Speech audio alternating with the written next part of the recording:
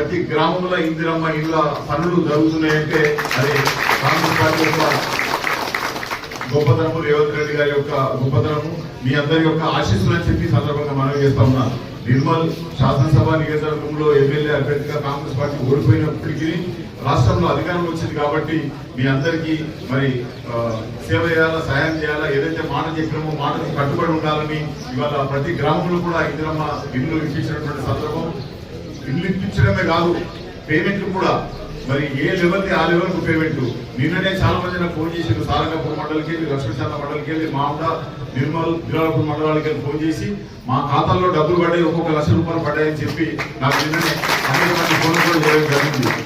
మీరు ప్రారంభించడమే ఆలస్యం. మీరు ఎట్లా పని పూర్తి చేసుకుంటూ పోతే అట్లా ప్రతి సోమవారం కానీ ప్రతి 15 రోజులకు ఒకసారి కానీ మరి బిల్లులు క్లియర్ చేసి డబ్బులు వేసే వ్యవస్థ నడుస్తున్నది. కాబట్టి ఎవరైతే ఇల్లు లేని వాళ్ళు ఉన్నారో, ఎవరైతే అర్హులు ఉన్నారో, ఎవరైతే పేదవాళ్ళు ఉన్నారో అందరూ కూడా ముందుకు వచ్చి ఇల్లు తొందరగా నిర్మాణం చేసుకోవాలా, పూర్తి చేసుకోవాలా, అందరూ బాగుపడాలని చెప్పి సందర్భంగా మీ అందరితో మనవి చేస్తూ